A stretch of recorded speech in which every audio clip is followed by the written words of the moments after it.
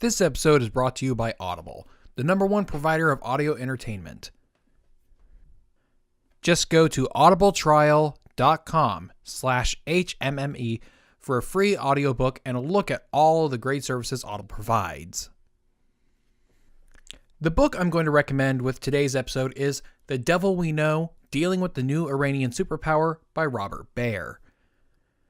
Now, the narrative in the podcast is a good deal away from the time period this book covers. However, it is still a super useful bit, and it does cover some stuff from the time period we're going to be covering with Iran in the not-too-distant future. So you can check out The Devil We Know and numerous other audiobooks, and you can get a free trial by going to audibletrial.com/HMME. That's audibletrial.com/HMME.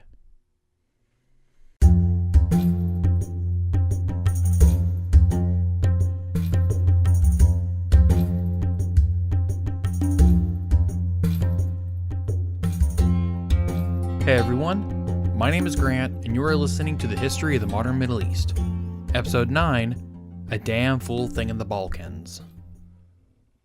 In the previous episode, we covered the history of the Ottoman-controlled Balkans from the economic and cultural revival of the 18th century through the early 1870s. By that time, Greece had gained independence, the Serbians had gained autonomy, the principalities of Wallachia and Moldavia unified as Romania, and the Bulgarians began to create their own national identity. But aside from Greece, most of the Balkans were still indirectly controlled by the Ottoman Empire to various degrees. Well, in this episode, we are going to cover the history of those Balkan states gaining independence and eventually triggering the Balkan Wars. In pursuance of this narrative, today's story starts where all great stories do, in Bosnia-Herzegovina. Unlike most of the Balkans, which were overwhelmingly Christian in population with a small Muslim ruling class, Bosnia and Herzegovina had a sizable Muslim population. About 1 in 3 of the population were practicing Muslims, and most of them were ethnic Slavs who spoke a mix of Serbian and Croatian. There were some Arabs and Turks among the population, as Janissaries had moved into the region or relocated there from former Ottoman territory fell into the hands of the Habsburgs. The Muslims of Bosnia, like elsewhere in the Ottoman Balkans, were the ruling power, and they wanted to assert their own independence from the Sultan in Constantinople, just like the Christian populations elsewhere in the Balkans. The capital found the Bosnian Muslims unhelpful in most of its military efforts. When revolution broke out in Serbia, the Bosnians didn't send aid until 1813, and shortly after that a Janissary revolt broke out in Sarajevo, making the Bosnians little help in putting down other revolts. When the Sultan abolished the Janissaries in 1826, the Bosnians put up a stubborn resistance. Issues like this continually popped up in Bosnia-Herzegovina throughout the following decades. The Bosnian Muslims wanted independence from the Ottomans just as much as the Christians in other provinces. Like much of the Balkans at this time, the biggest economic concern was agrarian reform, in that there was a desire to break up the big land holdings so that the peasantry could have their own plots of land to live as subsistence farmers. This conflict between peasants and landholders broke out in revolt in the summer of 1875, starting in Herzegovina and spreading into Bosnia. Like most revolts, it initially started over economic concerns, but would evolve into conflicts of grander ideas. The Ottomans were not the only ones concerned about the revolts in Bosnia and Herzegovina. The Three Emperors Alliance, consisting of the Russian, German, and Austro-Hungarian empires, consulted with each other over what to do. Despite the peoples of the region being ethnically and linguistically Slavic, the Russians deferred to the interest of the Habsburgs due to their geographic proximity to the conflict. The three powers offered a reform proposal for the region, to which the Ottomans agreed, but the rebels rejected. Other proposals were made, but none of them made all three groups happy, and by that time the revolt had spread to Bulgaria. The Great Powers weren't the only ones with territorial and strategic interests in Bosnia and Herzegovina.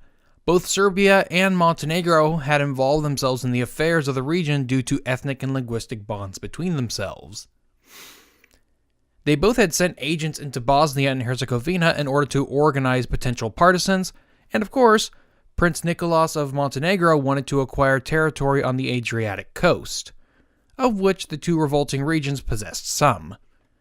Under Prince Michael, Serbia had been very active in Bosnia, but after his death, his successor, Prince Milan II, was more passive.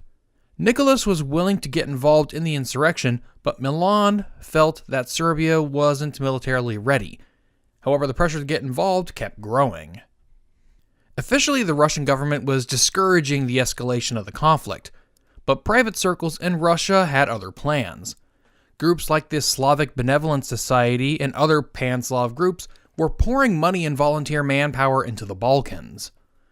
A Russian general that had been involved in the conquest of Central Asia went to Serbia and took command of part of its military. The domestic and international pressure became too strong for Prince Milan to resist, so in July of 1876, both Serbia and Montenegro declared war on the Ottoman Empire in support of the Bosnian rebels. Prince Milan's concerns over Serbia's unpreparedness would be proven true, as they suffered several severe setbacks due to their lack of trained soldiers and officers. There was also a lot of friction between the Serbians and the Russian volunteers fighting in the Serbian army. They were faring so badly that by November the Ottomans were marching on Belgrade, at which point the Russians negotiated an armistice between the two. As the conflict progressed, the Three Emperors Alliance drew up their own plans for a post-crisis Balkans, which involved Montenegro, Serbia, and Greece receiving new territory. The Russians were to have Bessarabia returned to them from Romania, while Austria was to be given a free hand in Bosnia-Herzegovina. However, while Serbia and Montenegro were losing their war, the international community was going to rally around another revolt. The Bulgarians had risen up several times against the Ottomans in 1875, but none of them were sustained for very long. The rebellion that sparked in 1876, however, had a lot more steam behind it, and unfortunately this extra steam attracted harsher reprisals from the Ottomans. Atrocities were reported in foreign media, which turned public sympathy away from the Ottomans. In London, the Conservative Prime Minister Benjamin Disraeli, whose foreign policy was usually defending the Ottomans as a means of containing Russia, became hard to defend. In St. Petersburg, the Pan-Slavs began putting more pressure on the Tsar and his government to intervene on behalf of an Orthodox and Slavic peoples being oppressed by the Ottoman Turks. It was at this point that the Russians began serious preparations for war. However, before war would be declared, the international community moved to resolve the conflict peacefully. In December of 1876, the great powers met in Constantinople and drew up proposals and presented them to the Sultan's government. In response to this, the newly crowned Sultan, Abdul Hamid II, presented to the great powers a new constitution for the Ottoman Empire that he claimed would solve all the problems that the great powers were trying to resolve. Needless to say, the great powers were not convinced, and the conference broke up. The great powers would continue their attempts to resolve the conflict peacefully through April of 1877, when the Russians officially declared war. In the lead-up to the war, the Russians prepared both materially and diplomatically. They assured the neutrality of the Habsburgs by solidifying their plans for carving up the Balkans after the war. While this was happening, the Russians also negotiated an agreement with Romania for the passage of Russian troops through their territory in order to attack the Ottomans in the Balkans. On April 24th, Russian troops crossed the Pruth River into Ottoman territory. The Russians had been apprehensive about going to war for the same reasons Prince Milan in Serbia was concerned. The Crimean War had proven to the Russian army was still behind the rest of Europe and lacked defensive infrastructure along the Black Sea coast, as well as a means of transporting troops great distances in a short time, as well as just the general issue of lesser equipment Russian soldiers had in comparison to their British and French counterparts. After that war, Tsar Alexander II initiated military reform in order to avoid the same mistakes again. However, by 1877, the planned reforms had not been completed, and they couldn't guarantee the neutrality of the other powers, with a particular concern over Great Britain. However, the British didn't intervene on behalf of the Ottomans this time around, and so the Russians had a green light. After passing through Romania, the Russians crossed the Danube in June of 1877, and won a series of quick victories. However, the Russians were halted at Pleven in modern-day northern Bulgaria, which the Ottomans managed to hold on until December. This resulted in the Russians, who had initially rejected aid from the Balkan states, to seek out their assistance. The Romanians were the first to take up the task under the command of their eager Prince Charles. The Serbians were more hesitant, especially after the only thing that prevented an Ottoman attack on Belgrade being a Russian-negotiated armistice. Despite their apprehensions, however, they would join Russia by declaring war on the Ottomans again in December. The Greek government was divided over entry into the war. They may have been Orthodox, like the Russians, but much of Russian foreign policy as of late seemed to be focused on Slavic unity rather than Orthodox unity. They feared the creation of a large Slavic state in the Balkans that included the territories they believed were unmistakably Greek. They would invade Ottoman territory in February of 1878, but withdrew shortly after when they learned that the Russians had signed an armistice on January 31st. After the victory at Pleven, Russian troops quickly moved southward towards Constantinople, at which point the Ottomans requested peace talks. After the armistice, the Treaty of San Stefano was signed on March 3rd, which gave huge concessions to the Russians and the Balkan states. Russian diplomats tried to assure the Ottomans that the treaty was preliminary until a European-wide treaty could be made, but the Turks were unsurprisingly concerned. The other powers of Europe were very surprised and unhappy with the Treaty of San Stefano and called for another treaty to be crafted at the Congress in Berlin. Meeting in June of 1878, the Congress of Berlin resolved the conflict by granting the principalities of Montenegro, Serbia, and Romania complete independence from the Ottoman Empire. In order to resolve the Bulgarian issue, they created 3 Bulgarias, a northern Bulgarian principality with the same rights that the former principalities had, and a semi-autonomous province called Rumelia that would have a Christian governor appointed by the Sultan, and the territories of Macedonia and Thrace would be returned to direct Ottoman rule. It was assumed that Russia would be the principal foreign power dealing with the new Bulgarian principality, so Austria-Hungary was allowed to occupy and administrate Bosnia-Herzegovina as they saw fit. Montenegro would receive a strip of land giving it access to the Adriatic Sea, but it fell short of what it really wanted, that being a decent port. Serbia was also given additional territory, but it was far less than what it had desired.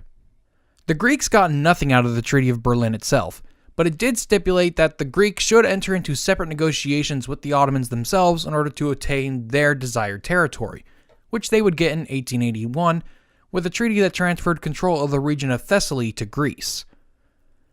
Most of the powers directly involved in the conflict felt somewhat cheated by the treaty, believing that they all should have received a lot more than they did.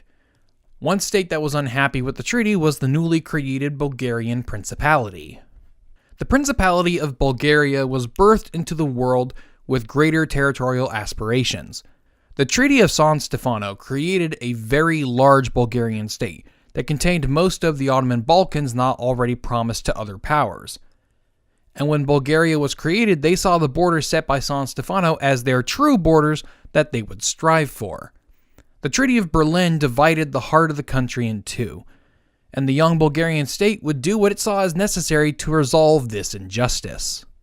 However, before this could be resolved, the Bulgarians needed an actual government, and the Treaty of Berlin gave the Russians 9 months to make one before they were required to withdraw their armies. In this time, the Russians needed to create a state that would be closely tied to Russia and would naturally attract the Bulgarians of Eastern Rumelia into its orbit. They drew up a constitution that allowed for a strong executive, which would take the form of a hereditary prince. A constitutional assembly was created to amend and/or adopt the proposed constitution. The assembly was divided along conservative and liberal lines, and it just so happened that the liberals had more power in the assembly, which resulted in more power within the constitution being shifted to the legislature, which was elected by a universal manhood suffrage. By the end of this assembly, the constitution for the Bulgarians was far more liberal and representative than what was in Russia, which didn't have a legislature at all. The Prince of Bulgaria would be selected by the great powers, and they chose the Prince of the German state of Hesse, Alexander of Battenberg. Alexander had the benefit of being related to both the British and Russian royal families. Bulgarian politics would be tripolar: the prince, the parties, and the Russian agents. A problem that arose from this was that the Russian agents weren't in lockstep with each other. The agents in the military and diplomatic circles supported different political parties. Prince Alexander found it difficult to govern in this situation and wanted to suspend the constitution. He got the chance to do so in 1881, after Tsar Alexander II was assassinated in Russia, and succeeded by his son, Alexander III. The prince and the Tsar, although related, did not get along. Alexander III wanted to be treated like the ruler of a mighty empire to whom Bulgarians owed fealty, while Prince Alexander wanted to be treated like an equal. By this point, all ends of the Bulgarian political spectrum were getting tired of the Russians and formed a united front against them. And the prince got the support of liberals in the legislature by restoring the constitution. The Great Powers were also involved in the establishment of an administration for Eastern Rumelia, which was to have a Christian governor. The governors appointed ended up being in favor of unification with Bulgaria, of which the Russians endorsed, but the Ottomans opposed. However, after the Bulgarians started turning against Russian interests, they began to oppose a merger between Eastern Rumelia and the Principality. In September of 1885, a revolt broke out in Eastern Rumelia, which managed to take over the provincial government, at which point they declared union of the two provinces. This put Prince Alexander into a tough position. On the one hand, he had promised the Russians just a month earlier that he would not pursue unification with Rumelia, and on top of that, unilateral unification of the two provinces was not allowed by the Treaty of Berlin, and would require an additional treaty to make it legal. And on the other hand, he was under pressure from the Bulgarian nationalists, whom he feared would overthrow him if he missed an opportunity to achieve their dreams of Greater Bulgaria, established in the Treaty of San Stefano. Weighing the consequences of both options, he accepted the declaration of union with Eastern Rumelia. The Russians, angered by this, withdrew all of their military officers serving in the Bulgarian army, with the intent to leave Bulgaria defenseless. Serbia, which had proclaimed itself a kingdom 3 years earlier, saw an opportunity. The Treaty of Berlin had put Bosnia and Herzegovina under Austrian control, much to the dismay of the Serbians, who saw the region as theirs to expand into. Because of this, the Serbians were forced to look away from the Habsburg lands for their territorial aspirations. They agreed to the construction of Habsburg-controlled railways through Belgrade, from which Austrian goods would be shipped deeper into the Balkans. In 1881, the two powers signed a treaty where they both agreed to remain neutral if the other got into a war. In this agreement, they had also promised to not make a treaty with any other government without Habsburg approval, and would refuse to allow any foreign army or volunteer troops to be in their country without Habsburg approval. This move was quite unpopular in Serbia, so when the opportunity came to gain some pride by means of war, they took it. The now King Milan II, believing that Bulgaria would be weak after the withdrawal of Russian officers, declared war in November of 1885. Since the Bulgarians had lost favor of the Russians, Serbia hoped that attacking them would shift their support for a South Slavic state toward them. However, to the surprise of everyone, the Bulgarians handily defeated the Serbians, who required the Habsburgs to come in to prevent them from losing territory. Although the Bulgarians didn't gain any material benefit they didn't already possess, their international relations were rearranged. The British and the Habsburgs initially opposed the unification of Bulgaria because they believed that they would be little more than a Russian puppet state that would give the Russians quick access to attacking the Turkish Straits, but since Alexander dared to go after his protector, the international community was willing to go along with the unification. The Russians were supremely unhappy with the situation, though. If unification was going to occur, they wanted to be the ones responsible for it, and use it as propaganda in Bulgaria for them to remain loyal to the Tsar. But now they had their own national hero, Prince Alexander, or at least they would have if it wasn't for an insane coup attempt. A group of officers in the Bulgarian army felt that their talents were neither utilized nor rewarded enough during the fight with Serbia. These officers were in contact with the Russian government, and on August 20th to 21st, 1886, they kidnapped the prince, forced him to abdicate, and escorted him out of the country. It wasn't long before a counter-revolution, led by liberal politicians, overthrew the new regime and invited Alexander back to the throne. However, Alexander bungled his return, because when he did, he wrote a telegram to the Russians saying, "As Russia gave me my crown, I am prepared to give it back." Basically, Alexander said he was willing to make himself subservient to the Russians again. But the counter-revolutionaries were not happy with this, and then forced the prince to abdicate yet again, this time for good. As prescribed in the constitution, an assembly was called to elect a new prince. The international community hadn't even recognized the new situation in Bulgaria yet, so the assembly had to tread carefully in selecting a new leader. They ended up picking another German prince, Ferdinand of Saxe-Coburg, in August of 1887. His rule was precarious the whole time, knowing that the Russians could be sponsoring another coup at any point. Ferdinand would restore normal relations with Russia in 1896, at which point his government was recognized by the international community. The last major act Bulgaria engaged in before the Balkan Wars was the revolt against the Ottomans in 1908. In response to the Young Turks Revolution, Ferdinand declared independence for Bulgaria, and the Ottomans weren't really in a position to do anything about it. Let's backtrack a little bit and look at what Serbia has been up to since the crisis of the 1870s. Aside from the agreements made between themselves and the Austrians, as well as their failed war with Bulgaria, they were attempting some internal state building of their own. Serbian politics had two main parties: the Progressives, who were an offshoot of the left wing of the Conservative Party, and the Radicals.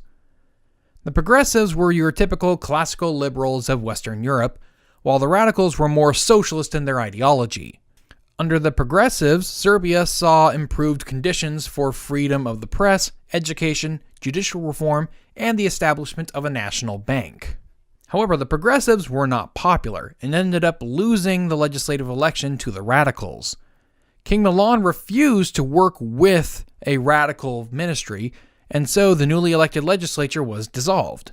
The government attempted to confiscate firearms that were in private hands, but a rebellion had broken out in eastern Serbia in response to poor economic conditions and further spurred on by agitation from the Radicals. The rebellion was put down by the Serbian army, and the Progressives were restored to power in 1884. After the failed war against Bulgaria, King Milan was worried for his dynasty, as the Karađorđević claimant Peter was far more popular than he was. On top of this, his family life didn't look good. He had married his wife Zorka, the daughter of Prince Nicholas of Montenegro, in 1883. The two were seen quarreling in public, and it became well known that Zorka didn't approve of Milan's policies. She eventually divorced the king, and when she left Serbia in 1887, she took their only son, Alexander, the heir to the throne, with her. The situation became so dire for Milan that he called a constitutional assembly to draft a new constitution. The assembly was dominated by the Radicals, and the new constitution rejected this. After the new constitution was finished, Milan abdicated in favor of his 13-year-old son that had been taken out of the country by his ex-wife. During the early reign of Alexander, the government was weak and dominated by the Radicals. But in 1892, the Radicals were replaced by the Progressives. With their support and that of the army, Alexander, at the age of 16, reinstated the Constitution of 1869, which gave the crown more executive power. The Radicals remained the strongest party, but Alexander became good at playing different political factions against each other. In 1901, he made changes to the Constitution which created a bicameral legislature that allowed him to appoint 3/5 of the upper house. Unfortunately for Alexander, he would also have family life issues that would derail his kingship. Both his mother and the former king tried to gain influence over him, but the biggest troubles came for him with his own wife. He married a widow with a scandalous reputation, who was 10 years older than him. The two of them were never able to have children, and the widow's relatives were constantly trying to gain influence within the government. In June of 1903, the military overthrew Alexander and put an end to the Obrenović dynasty. The conspirators killed the king, queen, war ministers, and the queen's relatives. Despite this event being a shock in the international press, it was popularly received in Serbia itself. The man chosen to succeed him was his father's dynastic rival from the Karađorđević dynasty, Peter. Peter had been educated in Paris and had close ties to Russia.